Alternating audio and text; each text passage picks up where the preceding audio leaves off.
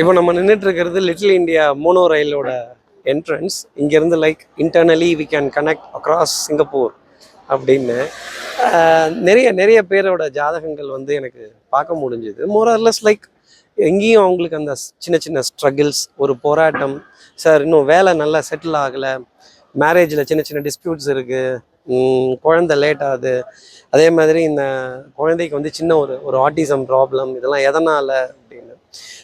இது என்னன்னா, நான் இப்போ இது அப்படியே சொல்யூஷன் அப்படின்னு சொல்லிட்டேன் அப்படின்னா அது வந்து ஜோதிடமாக இருக்கு.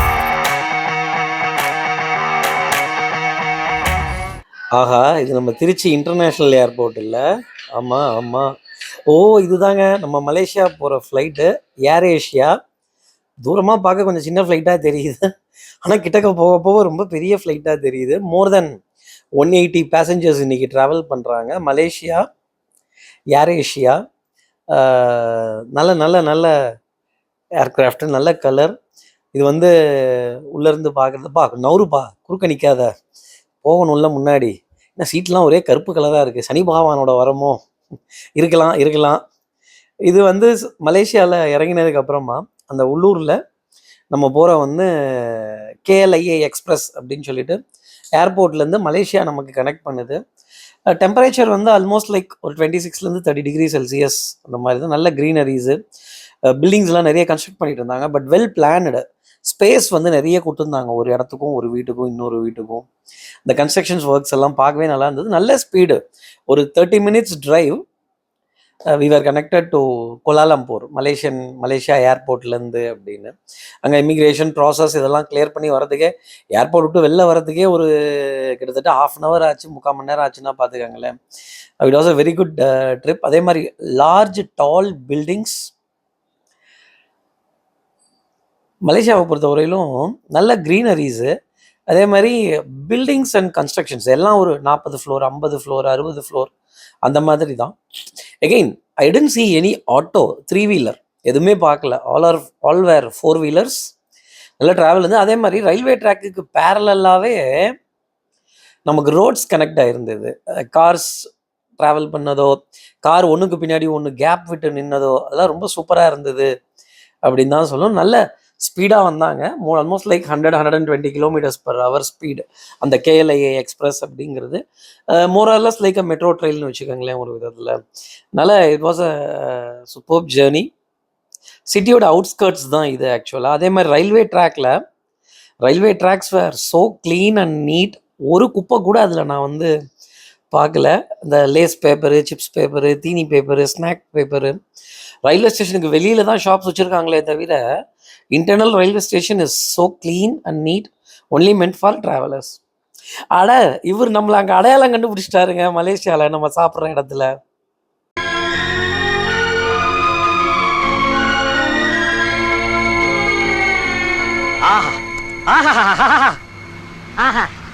என்ன அழகா இருக்கு. அங்க பாருங்க, ஃபாரின் காரா இருக்கு. அட பரதேசி, இங்க ஃபாரின் கார் தான் ஓடும். இதே ஃபாரின் காரை நம்ம ஊர்ல ஒருத்தர் எடுத்துக்கிட்டு சுத்தி வர்றான்னா என்ன அர்த்தம்? விற்க முடியாம அலையறான்னு அர்த்தம். வாடா.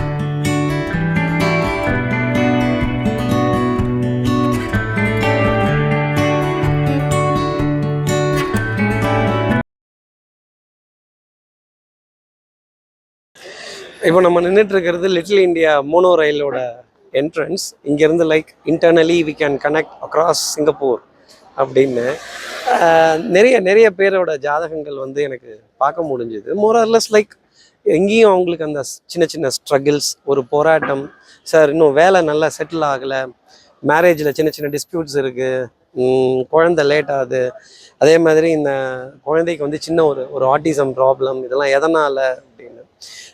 இது என்னன்னா, நான் இப்போ இது அப்படியே சொல்யூஷன் அப்படின்னு சொல்லிட்டேன் அப்படின்னா அது வந்து ஜோதிடமாகாது.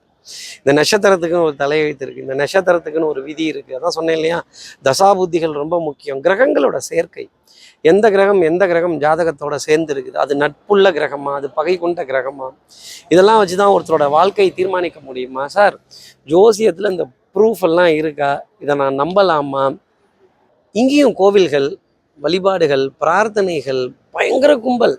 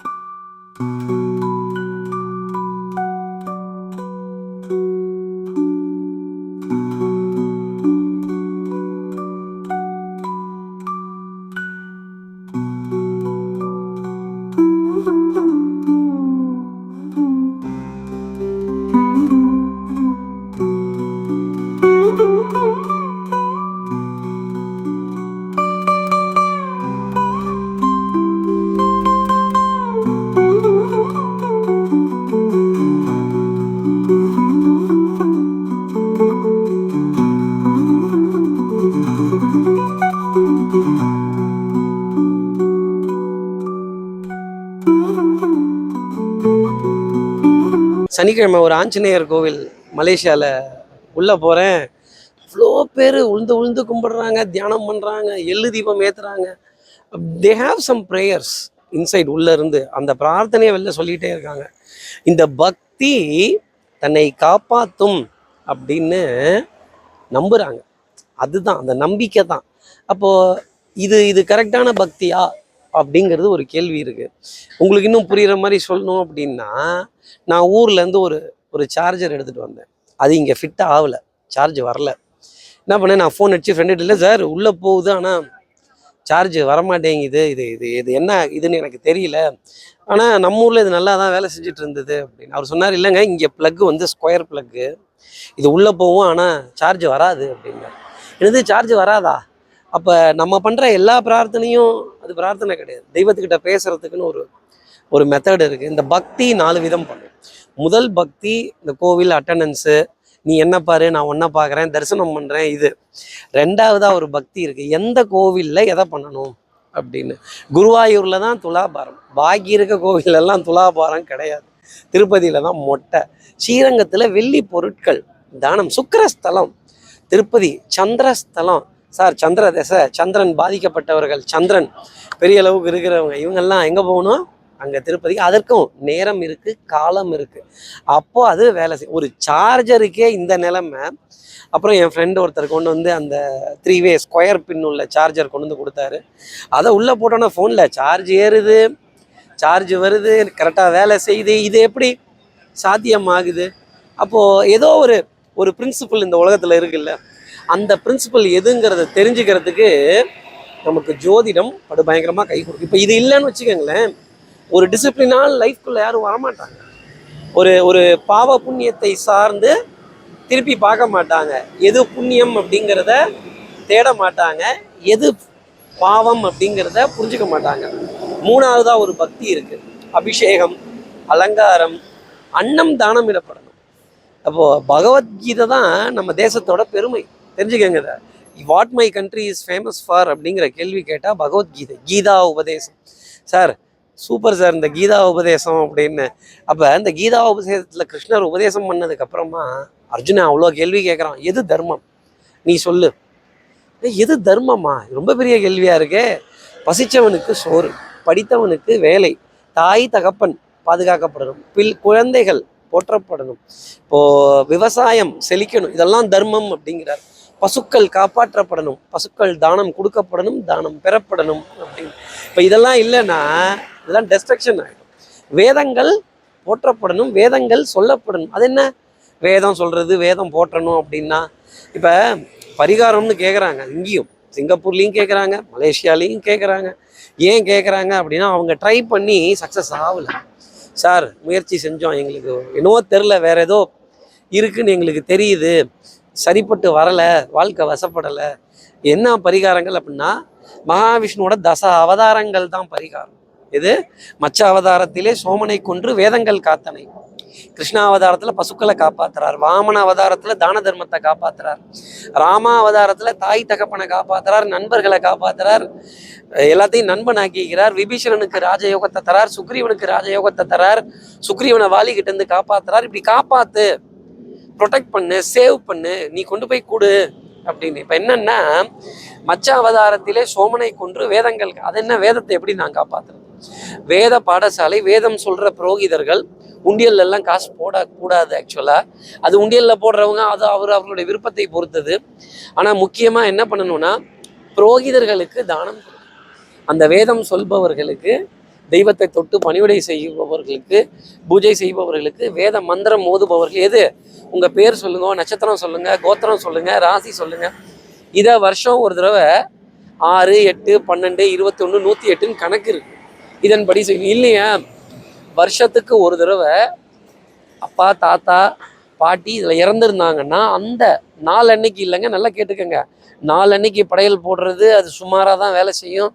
அவங்களால அந்த நாள் அன்னைக்கு வர முடியாது. இந்த உலகம் திதி சார்ந்தது, திதி யோகம் கரணம் சார்ந்தது. அந்த திதி எதுங்கிறத கண்டுபிடிச்சு அன்னைக்கு மட்டும்தான் அந்த ஆத்மாக்களால் பூலோகத்துக்கு வந்துட்டு போக முடியுமா. அன்னைக்கு அந்த உணவு தானத்தை கொடுக்கறது அப்படிங்கிறது சந்தோஷம் தர வேண்டிய அமைப்பாக இருக்கும். அவங்களுக்கு அந்த பித்ரு கடன் அப்படிங்கிறது போய் சேரும். இந்த குரு ஒரு ஜாதகத்தில் தனித்து போயிட்டாலே அந்தணன் தனித்து நின்றால் அது பித்ருதோஷம். நிறைய ஜோதிடர்களுக்கும் அது தெரியறது இல்லை. குரு தனிச்சு நின்னா பணம் வரும், வேலை இருக்கும், கல்யாணம் வரும், குழந்தை குட்டி வரும். ஆனால் ஒரு தடுமாற்றம் இருந்துக்கிட்டே இருக்கும். ஒரு ரெகக்னிஷன், ஒரு புகழ், ஒரு பெரிய சாதனை அப்படிங்கிறது இருக்காது. இங்கே இருக்கிறவர்களுக்கும் இந்த மாதிரி கொஞ்சம் காரிய தடைகள்லாம் இருக்குது, சிரமங்கள் இருக்குது, பித்ரு தோஷம் இருக்குது. அதற்கான பிராயச்சித்தங்கள் என்ன அப்படின்லாம் கேட்குறாங்க. 4வதா ஒரு பக்தி, கோவிலில் அலங்காரம், அபிஷேகம், அன்னதானம், இது முடிச்சு 4வதா ஒரு பக்தி. இது என்னன்னா, என்னை பற்றி பேசேன், என்னை பற்றி புகழ்ந்து சொல்ல, என்னுடைய அருமை பெருமையை சொல்ல. இது மந்திரம். இப்போது ஏடிஎம் டெபிட் கார்டு, இந்த டெபிட் கார்டை நம்ம ஏடிஎம் மிஷினில் விட்டதுக்கப்புறமா இதுதாங்க. இப்போ நம்ம இந்த ஏடிஎம் கார்டை நம்ம வந்து உள்ளே போட்டோன்னே ஒரு நம்பரை தட்டணும், இது போய் பணத்தை எடுத்துக்கிட்டு வரணும் இல்லையா? அதுதானே லாஜிக்கு. ஸோ ஒவ்வொரு தெய்வத்துக்கும் தனித்தனி மந்திரம் அப்படிங்கிறது. சாமி தெய்வத்துக்கிட்ட போய் நான் கும்பிட்டனே பயங்கரமாக உட்காந்து தியானம் பண்ணனே, வேலைக்கு ஆகாது. அந்த தெய்வத்துக்குன்னு பிடித்த ஒரு மந்திரம் இருக்குது, அதை சொல்லும் பொழுது அந்த தெய்வம் மனம் இறங்கும். இதுதான் உச்சரிப்பு. சார் நிஜமாவா சார், நீ ரொம்ப விவரமாக பேசுகிற, நீ ரொம்ப விவரமான ஆளாக இருக்கேன்னு நீங்கள் சொல்லலாம். இப்படி எந்தெந்த தெய்வத்துக்கு எந்த மந்திரம் அப்படிங்கிறது இருக்கும். இதில் எது ஃபஸ்ட்டு, எது செகண்டு, எது தேர்டு, யாருக்கு முதலிடம்? ராஜசூய வேள்வி நடக்கிறப்ப மகாபாரதத்தில் யாருக்கு முதல் மரியாதை அப்படிங்கிறத எல்லாரும் கேட்குறப்ப எல்லாரும் கிருஷ்ண பரமாத்மாவோட பேரை முன்மொழியிறாங்க. ஆனால் சிசுபாலனுக்கு அதில் உடன்பாடு இல்லை. சிசுபால வதம் தான் கிருஷ்ண அவதாரம், 100 தப்பு செய்கிற வரைக்கும் பொறுத்துக்கிறேன்னு சிசுபாலன் தாய்க்கு கிருஷ்ணர் செய்து கொடுத்த சத்தியம். மகாவிஷ்ணு 100 தப்பு செய்கிற வரைக்கும் பொறுத்துப்பார். சிவன் சொத்து குலநாசம்னா, எது சிவன் சொத்து குலநாசம்னா, புள்ளக்குட்டிக்கு புண்ணியம் வேணுண்டா கொஞ்சம் யோசிடா அப்படின்னா. அப்போ இந்த மாதிரி இப்படி எந்த தெய்வத்தினுடைய மந்திரம் முதல்ல, 2 தெய்வத்தோட பெருமைகளெல்லாம் நம்ம பேசணுமா, காதில் கேட்கணுமா, சொல்லணுமா, இதெல்லாம் நீங்கள் கேட்கலாம். இப்போது சகாதேவன் ரொம்ப பெரிய ஜோசியக்காரன். கிருஷ்ணர் அவன்கிட்ட கேட்குறார், இந்த யுத்தம் எப்படி நடக்கணுமா வேணாமா, நீ என்ன அபிப்பிராயப்படுறா சகாதேவா, எல்லாருக்கிட்டையும் கேட்டு வர்றார். இந்த 4வது விதமான பக்திக்கான ஆதாரத்தை இப்போ நான் கொடுக்குறேன், கேட்டு தெரிஞ்சுக்கோங்க. சகாதேவன்கிட்ட கேட்குறப்ப சொல்கிறான், யுத்தம் நடக்கும், நீ தான் வழி நடத்துவ, தர்மன்னா தான் ஜெயிக்க போகிறார், நீ தான் வெற்றியை தீர்மானம் பண்ணுறவரா இருப்ப. என்னடா இப்படி பக்கத்துல இருந்து பார்த்த மாதிரி சொல்கிற, இவ்வளோத்தையும் வா தனியாக போகலான்னு 1000 கால் மண்டபத்துக்கு கூட்டிகிட்டு போய் நிற்க வச்சு அவ்வளோத்தையும் விளக்கம் கேட்குறாரு கிருஷ்ணர். இந்த பாரு, கரெக்டாக சொல்லு, யோசிச்சு சொல்லு, அவசரப்பட்டெல்லாம் பேசாத, விவரம் தெரியாமல் பேசாத, இன்னும் யுத்தத்துக்கே எதுவும் முடிவாகல, நீ பாட்டுக்கு யுத்தத்தோட ரிசல்ட் எல்லாம் சொல்லிட்டு இருக்கிற, கரெக்டாக சொல்லு சகாதேவா அப்படிங்கிறப்ப, இது வந்து தெய்வத்தோட அவதாரமான நீ நடத்துகிற நாடகம் தான் இது, நீ முடிவு பண்ணிட்ட, அப்புறம் எதுக்கு எங்ககிட்ட சும்மா கேட்டுட்டு இருக்கிற அப்படின்னடா இவன் என்னென்னவோ சொல்கிறான். சரி, இந்த யுத்தம் நடக்காமல் இருக்கணும்னா என்ன பண்ணணும்? அப்போ சொல்கிறான், திரௌபதியை அமுக்கி பிடிச்சி கூந்தலை முடிஞ்சிடணும், காண்டீவத்தையும் பீமனோட கதையவும் ஒழிச்சு வச்சிடணும், ஒன்றை கட்டி போட்டுறணும், ராஜா பதவியை யாருக்கு கொடுத்துடணும், கர்ணனுக்கு கொடுத்துடணும், தர்மன்னா வந்து அவருடைய ஜாதகப்படி மூத்த சகோதரன் இருக்கணுங்கிறது ஒரு விதி. யாருக்கு? தர்மருக்கு, அவன் ஜாதகத்தில். அப்போது இது எப்படி சாத்தியமாகும்? இதை கொடுத்துட்டோம் அப்படின்னா துரியோதனை சண்டைக்கு வரமாட்டான். கர்ணன் ராஜான்னா ஆகாமா என் நண்பன், நான் வந்து ஒத்துக்கிறேன் அப்படிமா. தர்மன்னா தனக்கு மூத்தவன் இருக்கிறப்ப நான் பதவியை ஏற்றக்கூடாதுன்னு தர்ம பாதையில் போகிறவர் வேண்டான்னு சொல்லி ஒதுங்கிடுவார். அடப்பாவி, உன்னைய கட்டி போடணும், யாரு? கிருஷ்ண பரமாத்மாவை கட்டி போட்டணும். முடியுமா? தெய்வத்தை கட்ட முடியுமா? தெய்வத்தை நம்ம கிட்ட உக்காத்தி வைக்க முடியுமா? இதுதாங்க கேள்வி. அப்போ இந்த கேள்விக்கு விடை தெரிஞ்சிருச்சுன்னா நம்ம எல்லாத்துலேயும் ஜெயிக்கலாம். சகாதேவன் சொல்கிறான், கிருஷ்ண பரமாத்மா முடிஞ்சா கட்டுறா பார்ப்போம், நீ மந்திரத்தில் கட்டுறியா, மாந்திரீகத்தில் கட்டுறியா, இல்லை என்ன சொல்லி என்னை கட்ட போகிற அப்படின்னு 1000 தூண்லையும் கிருஷ்ணர் காட்சி கொடுத்தாராம். முடிஞ்சா கட்டுறா பார்க்கலாம் அப்படின்னு. எப்படி எந்த கயிறை போட்டு 1000 தூணில் இருக்க கிருஷ்ணரை கட்டுறது? சகாதேவன் அவருடைய அவதாரங்களை, அவரோட பெருமையை பேச ஆரம்பித்தானா, 1000 தூணில் இந்த கிருஷ்ணர் 100 தூணுக்கு வந்தாராம், அப்புறம் 10 தூணுக்கு வந்தாராம். சகாதேவா சொல்லுன்னு வந்து பக்கத்தில் உட்காந்துக்கிட்டாராம். என்னை பற்றி பேசிக்கிட்டே இருக்கியே, என் பெருமையை சொல்லிக்கிட்டே இருக்கியே, என் புகழை சொல்லிக்கிட்டே இருக்கியே, போதும் சகாதேவா என்னை விட்டுடு, நான் கொஞ்சம் போகணும், நிறைய வேலை இருக்குது அப்படின்னு. அதே மாதிரி தான் நேரிலே நானும் இந்தியாவுக்கு கிளம்பி போகணும், நிறைய வேலை இருக்குது. அடுத்து நம்மளோட ரெகுலர் ரொட்டீன்ஸ், அப்பாயின்மெண்ட்ஸ் இதெல்லாம் கொஞ்சம் பார்க்க வேண்டியது இருக்குது. இன்னும் வீடியோ நிறைய தொடர்ந்து உங்களுக்காக கொடுக்குறேன். இப்போது 4 விதமான பக்தி எதுங்கிறத நீங்கள் தெரிஞ்சுக்கிட்டீங்க. இப்போ டவுட் வரும், இந்த 4ல் எது பவர்ஃபுல் அப்படின்னு. தெய்வத்தை உட்காத்தி வைக்கிற பக்தி இருக்கு இல்லையா, தெய்வத்தோட பெருமை புகழ், மகாவிஷ்ணுவினுடைய சகசரநாமம்ங்கிற மந்திரம், லலிதா சகசரநாமம்ங்கிற மந்திரம், கனகதாரை ஸ்துதி ஆதிசங்கரர் மகாலட்சுமி மேல பாடுறார். ஒருத்தங்க வீட்டுக்கு போய் துளசி செடி வளங்க, காலையில சூரியனை நமஸ்காரம் பண்ணுங்க, இந்த நட்சத்திரம் இருக்கு, இந்த தசா புத்தி நடக்குது, இப்படிலாம் இருக்கும்னு புரோகிதம் ஜோதிடம் சொல்லிட்டு அவங்க கிட்ட எனக்கு ஏதாவது கொடுங்கன்னு கேட்கிறாரு. என்னது? குருதட்சணை. ஒரு குடும்பம் குருதட்சணை கொடுக்கணும். இந்த குருதட்சணை கொடுக்கணுமே தவிர, குருதட்சணை என்ன வேணும்னு கேட்கணுமே தவிர நம்ம இஷ்டத்துக்கு எடுத்து இப்படின்னு கொடுக்கக்கூடாது. உங்களுக்கு என்ன தேவை, உங்களுக்கு சந்தோஷமா இருக்கு, ஆனா அந்த குரு நல்ல குருவா இருக்கணும். அது இன்னொன்று இருக்குல்ல, கொண்டாங்க கொண்டாங்க சொத்தெல்லாம் எங்களுக்கு எழுதி கொடுங்கன்னு கேட்குறவங்க வந்து குரு கிடையாது. அவர் கார்பரேட் குருவா வேணா இருப்பாரே தவிர நிஜ குருவா இருக்க மாட்டாங்க. எனக்கு இது சந்தோஷம்னு சொல்லி 2 கையை எடுத்து கும்பிடணும். ஆதிசங்கரர் கேட்குறாரு, எனக்கு ஏதாவது கொடுங்க அப்படின்னு. இந்த அம்மாட்ட கொடுக்க ஒன்றும் இல்லை, ஒரு நெல்லிக்காயை கொண்டு வந்து கையில் வைக்குது. இந்த நெல்லிக்காய் சாப்பிட்டு எப்படி எனக்கு பசி போகுன்னு அவகிட்ட சண்டைக்கு போகல, மகாலட்சுமிகிட்ட சண்டைக்கு போறார். நீ சொல்லு, இப்போ நீ சொல்லு, நீ சொன்னீன்னா உடனே நடக்கும். நீ எதுக்கு மகாலட்சுமின்னு இருக்க, கர்ம பலனை அனுபவிக்கிறதுக்குன்னா நீ எதுக்கு தெய்வம்னு, மகாலட்சுமின்னு செல்வத்துக்கு அதிபதினு இருக்க, கொண்டா கொண்டா அப்படின்னு மகாலட்சுமியை புகழ்ந்து ஒரு பாட்டு பாடுறார். அங்கம் ஹரேகே புலகபூஷணம் ஆசிரயந்தி, பார்கவ குலத்தில் பிறந்தவளே, பிருகுமுனிவரின் புதல்வியே, துளசி பிரியமாக கொண்டவளே, கமலம் என்னும் ஆலயத்தில் குடிகொண்டவளே. இது தாமரைப்பூ அவளுக்கு ரொம்ப பிடிக்குமா, ஏடிஎம்க்கு பாஸ்வேர்டு, எல்லா பூவும் பூ கிடையாது நேயர்களே. அப்போ இந்த தாமரைப்பூ துளசியை வெள்ளிக்கிழமைகளை நம்ம பூஜை அறையில் வைக்கிறதோ, மகாலட்சுமிக்கு சமர்ப்பணம் பண்ணுறதோ, செல்வ நிலையில நிறைவு அப்படிங்கிறது, பணத்துக்கு பஞ்சம் வராதான். அப்போ இப்படிலாம் சொல்லிட்டு மகாலட்சுமியிட சண்டை போடுறார். அந்த இடத்துல தங்க நெல்லிக்காய் மலையா பொழிஞ்சுதான். இன்னைக்கும் இந்த மந்திரத்தோட பவர் எவ்வளோ இருக்கும், எப்படி இருக்கும். என் கணவன் பேரை சொல்லு, நான் மனம் தரேங்கிறா. வெறும் நான் லட்சுமியை மட்டும் கும்பிட்றேன், எனக்கு பணம் வராது. பதியோட பேர் சொல்லணும், திருப்பதி, திரு மலை. ஸோ எவ்வளோ இருக்குது பாருங்கள். இதெல்லாம் இவங்களுக்கு எடுத்து சொல்லும்பொழுது அவங்களுக்குலாம் ஒரு தனி சந்தோஷம். சார் எங்கள் வீட்டில் வெள்ளிக்கிழமை நாங்கள் துளசிலாம் பண்ணுறதில்ல சார், தாமரை பூலாம் கொடுக்கறது இல்லை சார், இதெல்லாம் நாங்கள் செய்ய ஆரம்பிக்கிறோம் அப்படின்னு இந்த மந்திரத்தோட மகத்துவத்தெல்லாம் எடுத்து சொல்கிற பாக்கியம் எனக்கு கிடைச்சிருக்கு. அதை கேட்கக்கூடிய பாக்கியம் இன்னைக்கு உங்களுக்கு கிடைச்சிருக்கு அப்படின்னு தான் நான் சொல்லணும். இன்னும் தொடர்ந்து டச்சில் இருங்க, இன்னும் நிறைய விஷயங்கள் நம்ம பேசுவோம். சீக்கிரமாக இந்தியாவில் வந்து உங்களை சந்திக்கிறேன்.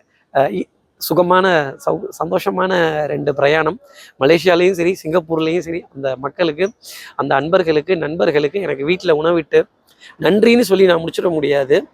ஏன்னா அன்பும் பாசத்துக்கு வந்து அவ்வளோ பெரிய இடம் இந்த உலகத்தில் உண்டு. சும்மா நன்றி தேங்க்யூ அப்படின்னா அது மிகையாகாது, அதற்கும் மேலே அப்படிங்கிறதான் சொல்லணும். இன்னும் எல்லா வளமும் நலமும் அவங்களுக்கும் கிடைக்கணும், நமக்கும் கிடைக்கணும் அப்படின்னு பிரார்த்தனை செய்து உங்களிடம் விடைபெறுகிறேன். சிங்கப்பூர்லேருந்து ஜோதிடர் ஸ்ரீரங்கம் கார்த்திகேயன். நன்றி, வணக்கம். இது வந்து சிங்கப்பூரில் பத்ரகாளி அம்மன் கோவில் ரொம்ப பிரமாதமாக இருந்தது. நான் தங்கியிருந்த இடத்துக்கு ரொம்ப பக்கத்தில் லிட்டில் இண்டியாங்கிற இடத்தோட ஒரு கார்னர். இப்போ இந்த கோவில் உள்ளதான் நம்ம தரிசனம் பண்ண போகிறோம். என்னென்ன அம்மன் இருக்குது, என்ன தெய்வங்கள் இருக்குது, எப்படி இருக்குது, நமக்கு இதுதானே ரிசர்ச்சு, இதுதானே இன்ட்ரெஸ்ட்டு. ஏதோ இந்த தெய்வத்தோட ஒரு பந்தம் தான் நம்ம இந்த இடத்து பக்கத்துலலாம் தங்க முடிஞ்சுதுன்னு வச்சுக்கோங்களேன். ஸோ இந்த கோவிலோட கோபுரத்தின் அழகு செரங்கூன் ரோடு அப்படின்னு சொல்கிற இடத்துல இந்த பிளேஸ் வந்து லிட்டில் இண்டியா வீர மாகாளி அம்மன் கோவில். காளி அம்மன் தான். என்ன அழகாக வாசலில் பூ கலர் கலராக பார்க்கவே ஆசையாக இருந்தது அப்படின்னா பார்த்துக்கங்களேன். இந்த வண்ணங்கள் எண்ணங்கள் நம்மலாம் சொல்கிறோம் இல்லையா, அந்த மாதிரி மலர்கள் மாலைகள் பூ இதனாலே ஒரு தனி சந்தோஷம்தான். இந்த கோவில் வாசல்லையே அந்த கடை வச்சுருக்காங்க. ரொம்ப அழகாக அந்த பூலாம் கட்டிகிட்டு இருந்தார். அகைன் இந்தியாவிலேருந்து வந்து செட்டில் ஆனவங்க தான் அங்கே வேலைக்காகவோ வியாபாரத்திற்காகவோ பண்ணுறாங்க. பூ வந்து இவங்களுக்கு லோக்கலாக அங்கே வில்லேஜ்லேருந்தே கிராமத்துலேருந்தே வந்துடுது. சில மலர்கள் வந்து ஃப்ளைட்லேயும் வருது அவங்களுக்கு. மலேசியாவிலேருந்து சில மலர்கள் விவசாயம் பண்ணி இங்கே அனுப்பிச்சி விட்றாங்க அப்படிங்கிற மாதிரியும் சொன்னாங்க. நல்லா இருக்கு தலைவரை, கலக்குங்க, சூப்பர். இப்போ நீங்கள் பார்த்துட்டு இருக்கிறது தான் வீர மாகாளி அம்மன் கோவில் சிங்கப்பூரில். கொஞ்சம் சவுண்டு ஜாஸ்தி இருக்குது, உள்ளே போவோம். உள்ளே போயிட்டு அதுக்கப்புறமா பார்ப்போம் என்ன இருக்குது, என்னென்ன அம்மன்லாம் வச்சுருக்காங்க, என்னென்ன தெய்வங்கள்லாம் இருக்குது அப்படின்னு. இதுதான் வாயில் என்ட்ரன்ஸ். இப்போ சிக்னலை கிராஸ் வேறு பண்ணணும் இருந்து. அதே மாதிரி அந்த டயத்தில் தான் கிராஸ் பண்ண முடியும். அந்த க்ரீன் சிக்னல் இருக்குது பாருங்கள் வாக்கிங்க்கு, அது இருக்கிறப்ப தான் நம்ம இந்த ரோடை கிராஸ் பண்ண முடியும். மீதி நேரத்தில் நம்மளால் கிராஸ் பண்ண முடியாது. 3 செகண்ட் 2 செகண்ட் சீக்கிரம் தாண்டிடுறா கார்த்திகேயா. தாண்டியாச்சு, உள்ள வந்தாச்சு. இதுதான் கோவிலோட என்ட்ரன்ஸ். ரைட் சைட் பாருங்கள், அந்த கோவிலை பற்றின விளக்கங்கள், இந்த கோவிலோட அட்ரஸ், அறிமுகம் இதெல்லாம் வச்சுருக்காங்க ஒரு போர்டில். ரொம்ப சூப்பராக. இங்கேயே நிறைய பேர் கிளாஸஸ்லாம் எடுக்கிறாங்க, அஸ்ட்ராலஜி கிளாஸஸ் எடுக்கிறாங்க, யோகா கிளாஸஸ் எடுக்கிறாங்க. அதை பற்றின விளம்பரங்களும் அங்கே போடுறாங்க. என்னையும் நிறைய அந்த மாதிரி இதெல்லாம் கொடுக்க சொன்னாங்க. பட் நமக்கு ஓகே, நம்ம வந்த பர்பஸ் வேறு. நமக்கு ஆல்ரெடி சந்திப்புகள் இருந்தது. இதுங்க தாங்க வீர மாகாளி அம்மன் கோவில். நல்லா பிரார்த்தனை பண்ணிக்கிட்டேன். நீங்களும் உங்களுக்காகவும் பிரார்த்தனை பண்ணிக்கிறேன். நீங்களும் இந்த அம்பாவை தரிசனம் பண்ணி பிரார்த்தனை பண்ணுங்கள். துவாரபாலகர்களோடு இருக்காங்க காவலுக்கு. அது மாதிரி இந்த தெய்வங்கள்லாம் இருந்தால் சில சக்திகள் காவலுக்கு வேணும். அங்கேயும் இதே மாதிரி புரோகிதர்கள் எல்லாரும் ரொம்ப சிறப்பாக பண்ணுறாங்க, நல்லா செய்கிறாங்க. தெய்வத்துக்கு தொண்டு செய்கிற பாக்கியம் அவங்களுக்கு இருக்குது அப்படிங்கிறத நினச்சி நம்ம சந்தோஷப்பட்டுக்கலாம். அதே மாதிரி அர்ச்சனை பண்ணுறாங்க. நம்மளுடைய பேர், நட்சத்திரம், ராசி இதெல்லாம் சொல்லி அர்ச்சனை பண்ணுறாங்க. ஆஹா, நம்ம கருப்பசாமி தாங்க, மதுரை வீரன் தானே அப்படின்னு. இந்த ஆண் தெய்வத்தோட காவல் அப்படிங்கிறது பெண் தெய்வங்களுக்கு எப்பவும் உரித்தானது. இதில் சின்ன கருப்பர், பெரிய கருப்பர், மதுரை வீரன் அப்படின்னு சொல்லி 3 தெய்வத்தை வந்து இங்கே பிரதிஷ்டை பண்ணியிருக்காங்க இந்த கோவிலில், ஆண் தெய்வங்களோட அடையாளமாக. நல்ல நல்ல அதாவது அந்த கோவிலோட மகத்துவம் அப்படிங்கிறது நல்லா இருந்தது பார்க்க. லக்ஷ்மி துர்கை அம்மன் சன்னதியும் ஒன்று இருந்தது. நிறைய பேர் ராகு காலத்தில் இங்கே வந்து விளக்கேற்றுறது அது ஒரு பழக்கமாக வச்சுருந்தாங்க. மகிஷாசுரனை வதம் பண்ணவ இல்லையா துர்கை, அதன் அடையாளம் தான் இது. அதனால தான் அந்த எரும மாட்டு தலையை போட்டு குத்திட்டு இருக்கிறது. சிம்ம வாகினின்னு ஆதிசங்கரர் பாடிட்டார். அதுக்கு மேலே நான் என்ன சொல்கிறது? ஆகா, இது ரொம்ப பயங்க. குழந்தை கொஞ்சம் இந்த கர்ப்பஸ்திரீகள்லாம் இருந்தீங்கன்னா கொஞ்சம் ஜாக்கிரதையாக இந்த தெய்வத்துக்கிட்ட போகணும். பெரியாச்சி அம்மன்னு, அதாவது துஷ்ட சக்திகளை வேட்டையாடுறதும் துஷ்ட சக்திகளை விரட்டுறதும் தான் இவரோட வேலை. கொஞ்சம் உக்ரமாக கோபமாக இருக்குல்ல, பயமாக இருக்குல்ல, எனக்கே கொஞ்சம் லேசாக அடிவயிறு கலங்குச்சு. ஆகா, முருகன் சொல்லவா வேணும். குன்று இருக்கும் இடமெல்லாம் குமரன் இருக்கும் இடமாம்னு. முருகனுக்கு ஆலயங்கள் இல்லாத ஊரோ இடமோ இப்போ இல்லவே இல்லை. கார்த்திகேயா அப்படின்னாலே அது சந்தோஷம்தான். என் பேரே கார்த்திகேயன் தான். எங்கள் பாட்டி சொன்னாங்களா, நான் கார்த்திகேயன்னு தான் பேர் வைப்பேன் அப்படின்னு. அந்த கோவில்லேருந்து உள்ளுக்குள்ளே இந்த பக்கம் வந்தோம்னா ஒரு பார்க்கு. அதில் வந்து புறாக்களோட கூட்டம் ஃபீட் பண்ணுறாங்க. புறா ரொம்ப பக்கத்துலேயே இருக்குது. நீங்கள் தொட்டே கூட பார்க்கலாம், கை நீட்டியே கூட பார்க்கலாம். இன்னும் அந்தளவுக்கு அந்த புறாக்கள்லாம் பயப்படுற மாதிரி தெரியல. ரொம்ப நல்லா இருக்குது அந்த அந்த பறவைகளோட சப்தம். அதுவும் காலை நேரத்தில் அந்த பறவைகளை கூட்டமாக பார்க்குறதே ரொம்ப ரம்மியமாக இருந்தது. ஆண் புறா, பெண் புறா, ஜோடி புறா. சரி, இப்போது இட்ஸ் டைம். சிங்கப்பூர்லேருந்து நம்ம ஏர்போர்ட்டுக்கு கிளம்பி கொஞ்சம் போகணும். சிங்கப்பூர் உள்ளேயும் கொஞ்சம் ரவுண்ட் அடிப்போம் லைட்டாக. சிங்கப்பூரோட ரோட்ஸ், சிங்கப்பூரோட பில்டிங்ஸ் இதெல்லாம் இப்போ நம்ம பார்க்க போகிறோம். ஏர்போர்ட்லேருந்து ஒரு அகைன் சேம் ஒரு 20 minutes to 30 minutes ஜேர்னி. ரொம்ப அழகாக நீட்டாக வந்தது. 2-3 சிக்னல் தான் மொத்தமே கிராஸ் பண்ணினது. Such a small city Singapore. டோட்டலே வந்து 75 kilometers அப்படிங்கிற மாதிரி தான் சொல்கிறாங்க. Again large tall buildings, 60-70 floors. ஒரு பக்கம் கன்ஸ்ட்ரக்ஷன் ஒர்க் நடந்துக்கிட்டே தாங்க இருக்குது. இன்னொரு பக்கம் இந்த மாதிரி லார்ஜ் டால் பில்டிங்ஸ் இதெல்லாம் நிறைய பார்க்குற மாதிரி வாய்ப்புகள் அப்படிங்கிறது இருக்கும். 2 விஷயம், தள்ளு வண்டி இல்லை, ஆட்டோ நான் பார்க்கல. தள்ளுவண்டி போட்டால் போலீஸ் வந்து நம்மளை தள்ளிட்டு போயிடுமா. அதே மாதிரி ஆட்டோ வந்து நம்ம அவசரத்துக்கு கிடைக்கவே கிடைக்காது. கேப் தான் புக் பண்ணணும், காரில் தான் போகணும்.